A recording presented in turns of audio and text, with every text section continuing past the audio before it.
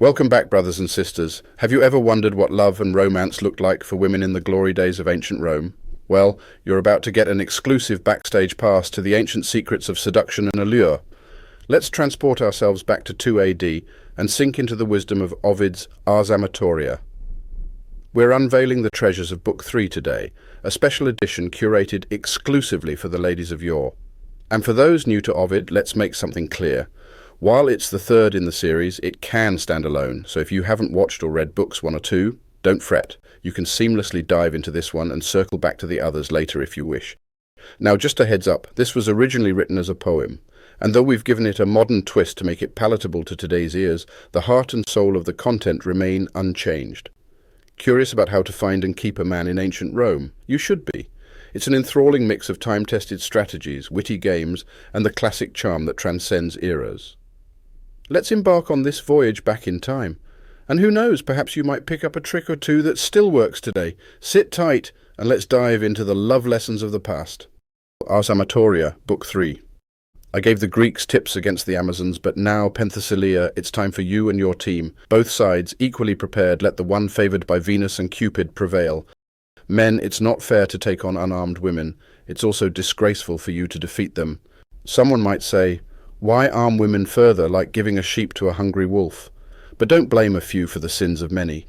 Every woman should be seen for her own merits.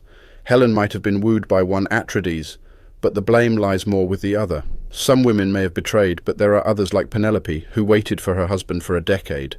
Remember Alcestis, who sacrificed herself for her husband? Or Ephias, who jumped onto her husband's funeral pyre, declaring their unity even in death? Even the concept of virtue is portrayed as a woman, so it's no surprise that she's admired. Yet I'm not here to demand this standard of virtue. I'm here to give smaller, simpler lessons on love. People can often deceive, but young women not so often. They have fewer tricks up their sleeves. Jason betrayed Medea, Theseus abandoned Ariadne, and Phyllis mourned her lover's absence so much that she became a tree. Dido the queen was led to her tragic end because of love and trust misplaced. Why did these women suffer? They didn't know how to love. Knowledge helps love last. The goddess of love herself instructed me on this, saying that women also need to be taught. The same poet who once criticized women later sang their praises.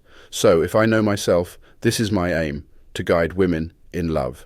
Venus granted me inspiration, so, ladies, gather round and learn what is appropriate for you.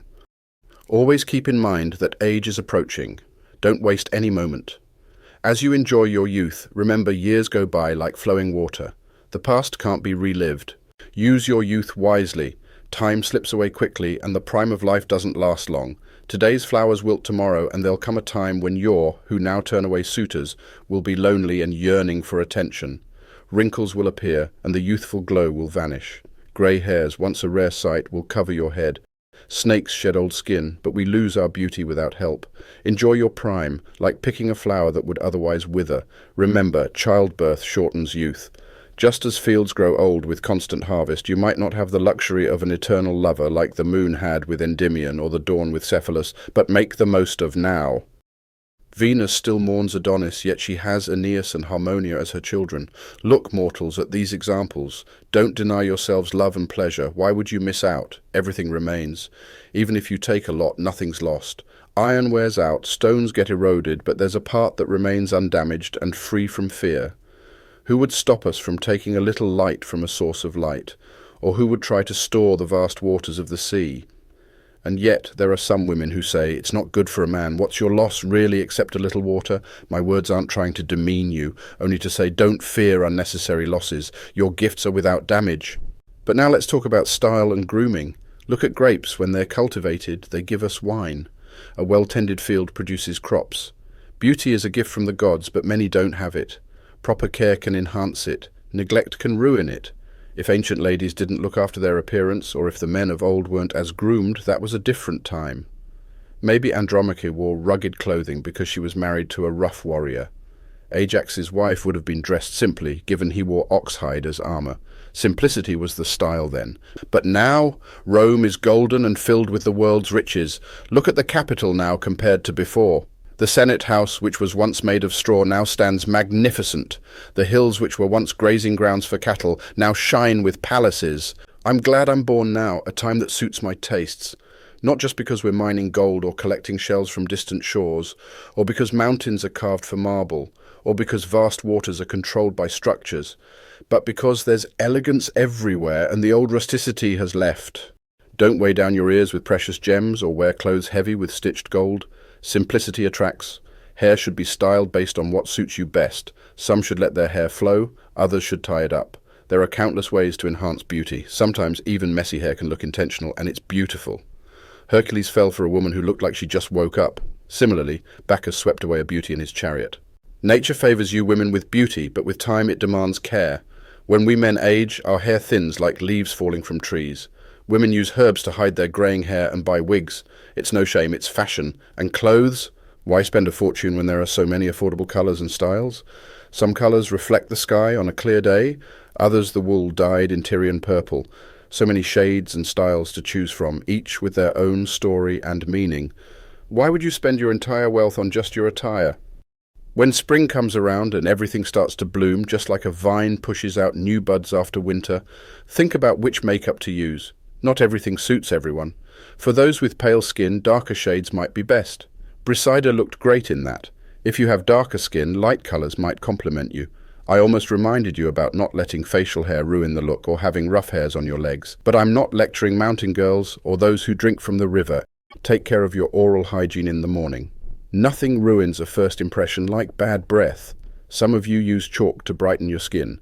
If natural blush doesn't do the trick, makeup will. Fill in thin eyebrows, hide imperfections with makeup, and a little eyeliner wouldn't hurt. There's this little book I know of. It can help with beauty tips. It might be small, but it's packed with advice. Don't let your lover see your makeup box. The element of surprise makes beauty even more enchanting. Who likes a face covered in a thick layer of makeup melting away? Perfumes matter too. Choose wisely, even if it's from Athens. Avoid making facial treatments or brushing your teeth in front of others. Some things look unattractive in the process, but turn out great, like a sculpture taking shape from a block or gold being melted for a ring. Just like how a raw stone becomes a masterpiece, you too should perfect your appearance discreetly.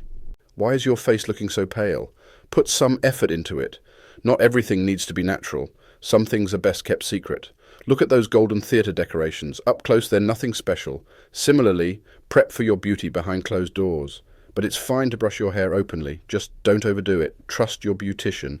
Avoid those who scratch or hurt you. A messed up hair day is the worst.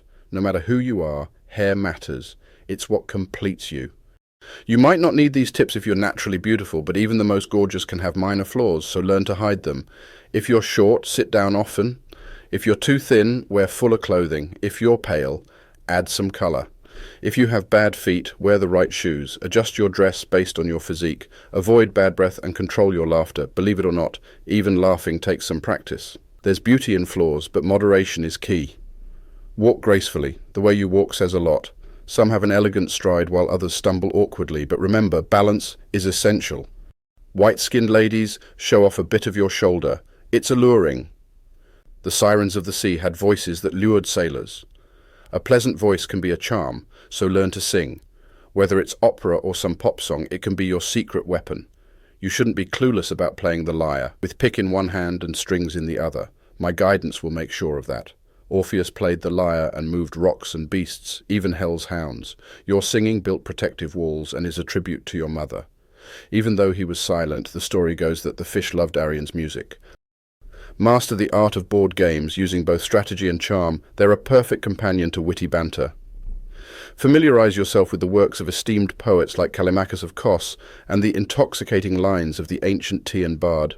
Delve into Sappho's bold stanzas and the cunning plays of the crafty Geton. Perhaps you've admired Propertius's passionate verses, or you've been moved by Gallus or Tibullus. Don't forget the legends like the tale of Phrixus's precious golden fleece, Varro's mythical stories, and the epic tale of Rome's beginning in the Aeneid. I dream that my own works will someday be counted among these classics, treasured through the ages. Maybe someone will recommend dive into the exquisite lines of our master poet. He's truly gifted. Explore his amores, or perhaps his innovative collection of letters. How I wish for such recognition. May Phoebus and the heavenly patrons of poetry bless my endeavour. And who'd question that I'd want a girl to know how to dance, moving gracefully to the music? Dancers are loved by many. Such mobility adds charm. But it's embarrassing to teach tiny details like how to toss dice, or to be strategic in games. Beware, many expose themselves during games. Emotions rise, anger, greed, quarrels, shouting ensues, blames cast, new games are sworn in, tears often flow. May Jupiter keep such disgrace from you, especially when you're trying to impress. Ladies have their simple games. Men have their own, like ball games, javelin, spinning tops, weapons, and horse riding. You have no open fields or cool rivers to play in here, but visiting places like Pompeii when the dog star blazes can be beneficial. Visit the Palatine dedicated to Apollo, see monuments of great men and women, visit the grand theatres and the Memphian altars, watch the fierce gladiators and witness the intense chariot races. Hidden things remain unknown, and if it's unknown, there's no desire for it. If something beautiful isn't shown off, it's like it doesn't exist. If Apelles never showcased his Venus painting, it'd be lost under the sea. What do poets seek but fame? That's the pinnacle of our effort. Poets were once revered, often rewarded with riches. Ennius, born in the Calabrian mountains, was honoured alongside the great Scipio. But now our works are overlooked, our late nights go unnoticed. Still, fame is worth pursuing. Who'd know of Homer if the Iliad remained hidden, or of Danae locked in her tower? Pretty ladies, a crowd can be useful. Go out, be seen. A she-wolf aims for many sheep to catch just one, and Jupiter's eagle swoops on many birds. There's always that beautiful woman who catches everyone's eye, and among the many who watch, there might be one who could be the right fit for her. She should always strive to look her best and genuinely care about her appearance. Opportunity could pop up unexpectedly, just as when you least expect it you catch a fish or stumble upon game during a hunt, like Andromeda, who would have thought her tears could attract a hero. And sometimes women are sought after when they're grieving. So be wary and look your best. But stay away from those men who are too focused on their own looks, who seem too self-centered. What they've told you, they've probably told countless others. Can't trust them, their love flits around. And if a man is more concerned about his appearance than a woman, who knows? He might be juggling multiple relationships. Believe it or not, if Priam's daughter had been more careful, Troy might still stand. There are guys who pretend to love just to take advantage of you. Don't be fooled by shiny hair, flashy clothes, or fancy rings. The most well-dressed of them could still have ulterior motives. I've seen many girls shouting, demanding their stuff back after they've been deceived. The courts see such disputes all the time. There are men out there with bad reputations. Learn from others' mistakes and be careful who you trust. Don't believe promises too quickly. After all, promises have been broken before. When they promise, make sure they keep their word, and when you promise, keep yours. But be careful, some could even steal from temples or poison you if you reject them after accepting their gifts. Take a step back and be cautious in communication. If someone writes you a message, gauge their intentions, and when you reply, don't keep them waiting for long. But also, don't make promises too easily or reject them too harshly. Make them hopeful yet uncertain. When you write back, be clear and relatable. Many lovers get anxious over messages, especially if they're written in an ambiguous style. If you're trying to deceive your man, be careful with messages.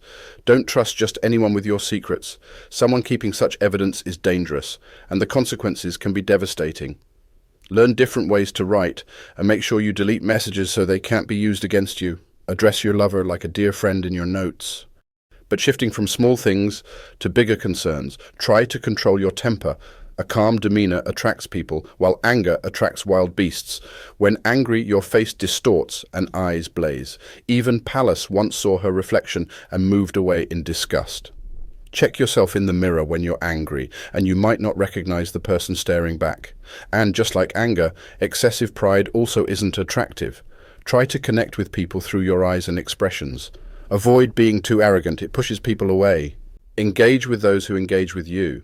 Share a smile with someone smiling at you. Such gestures can create affectionate bonds. Avoid being too gloomy. A cheerful woman attracts more people. I would never choose the likes of Andromache or Tecmessa because honestly I find it hard to believe they ever charmed their men. A heartbroken woman once said to Ajax, "You're my light," and other words that usually soothe men. This gesture echoes the themes of legendary tales.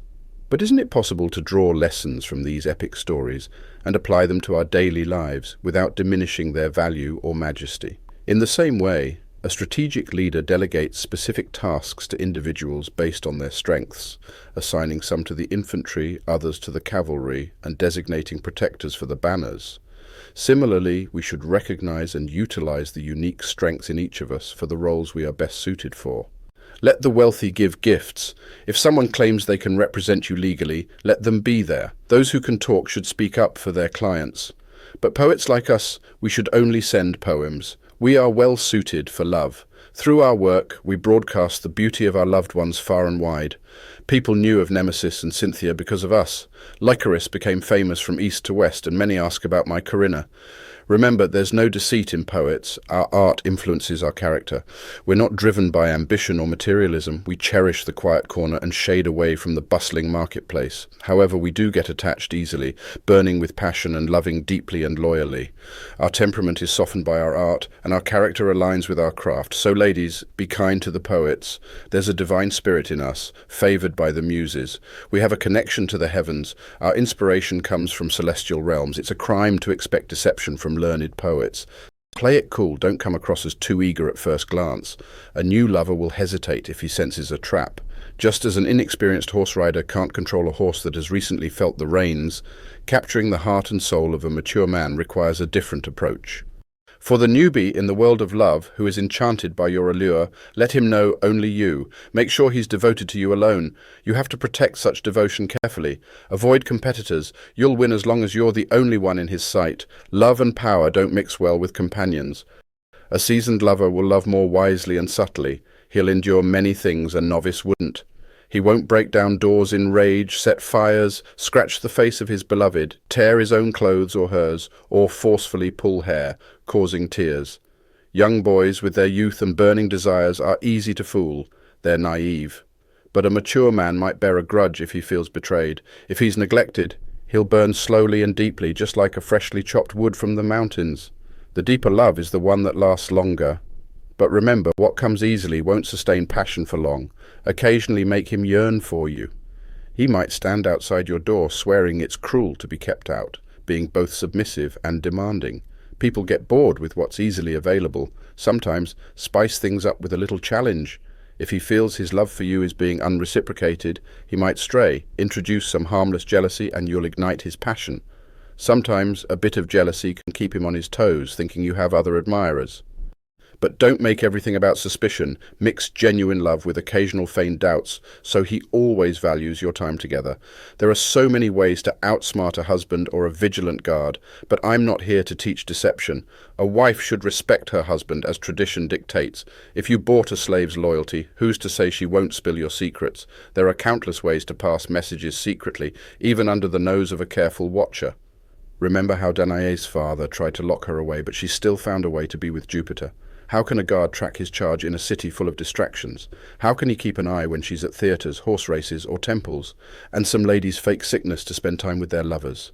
So many tricks and games, but eventually even the strictest guard can be bribed. Yet, never buy someone's loyalty just once, because they might keep demanding more. Watch out for friends who might betray secrets. This goes for men and women alike. Even a seemingly loyal maid might become a rival in love. I'm sharing these tricks, but why? Why reveal the secrets that work against my interests? Because I'm committed to completing this guide, even if it brings me trouble. For a relationship to last, make your lover believe that he's loved. Signs of jealousy, emotional moments, little arguments and tears can convince him of your passion. However, don't let jealousy consume you. False suspicions can lead to tragedies, just like the tale of Procris and Cephalus. They were a loving couple, but a misunderstanding led to a tragic end. Cephalus would often call out to the wind, Aura, to cool him down after hunting. Procris, due to a misunderstanding, thought Aura was another woman and became jealous. One day she followed him and in a tragic accident was killed by her own husband, who mistook her for prey. With her dying breath she cleared up the misunderstanding and asked him to close her eyes. Anyway, let's return to our main point. Stick to what's real, and let's wrap this up. You might be waiting for me to give you advice on dinner dates. Here it goes. Show up fashionably late and walk in when the lighting's just right. Being slightly delayed can be charming. Darkness can be your ally. You might look better in dim light and any flaws might go unnoticed. Eat with your fingers if the situation allows. There's an elegance to it, but don't get your face messy or use your entire hand. And don't eat everything that's served. Leave a bit. Remember, moderation can be more appealing. Even if someone like Paris saw Helen eating greedily, he might think twice about stealing her away. Drinking can be more becoming for girls. Sharing a drink with Cupid can lead to some fun.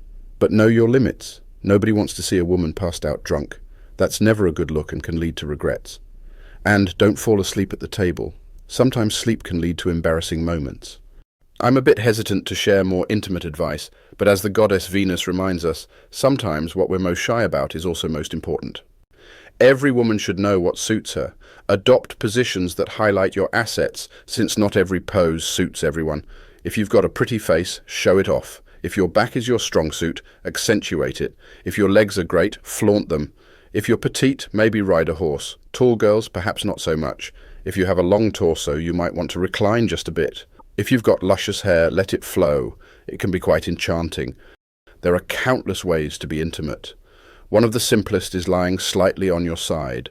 But remember, neither Apollo's oracle nor horned Ammon can guide you better than your own intuition and experience. If you trust in the art of love, you'll know that mutual satisfaction is vital, and don't be afraid to express your pleasure, either vocally or through your expressions. Even if you're not really feeling it, sometimes it might be beneficial to act the part, but do it convincingly. Show genuine emotions through your movements and eyes. Your partner should know you're enjoying the moment, but always prioritize mutual enjoyment. Be careful with lighting. Sometimes softer lights can be more forgiving. When the fun's over, just like how swans eventually need to land, you'll know it's time to wind down.